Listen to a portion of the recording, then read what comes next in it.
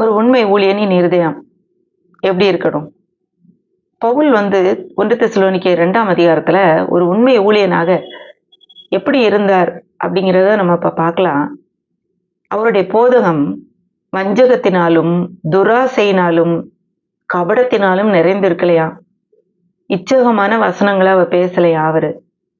பொருளாசை உள்ளவராய் மாய்மாலம் பண்ணலையாம். இப்ப இப்படிப்பட்ட காரியங்களெல்லாம் உடையவராய், அந்த உண்மையுள்ள இருதயம் உள்ளவராய் பவுல் இருந்திருக்கிறாரு. அவர் மனிதருக்கல்ல தேவனுக்கே பிரியம் உண்டாக பேசுகிறோம் அப்படின்னு அதுல சொல்றாரு.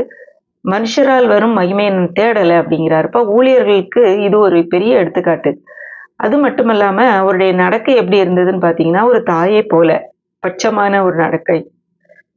ஜீவனை கொடுக்கவும் வாஞ்சை. அவர்களை காப்பாற்றுவதற்கு ஆசை, விருப்பம். கஷ்டமா வேலை செய்து அவர்களுக்கு ஊழியம் செய்யறது.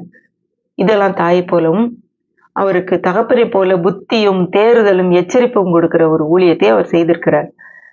முகத்தை பார்க்க கூட ஆசையா இருந்திருக்கிறார். இப்படிப்பட்ட ஒரு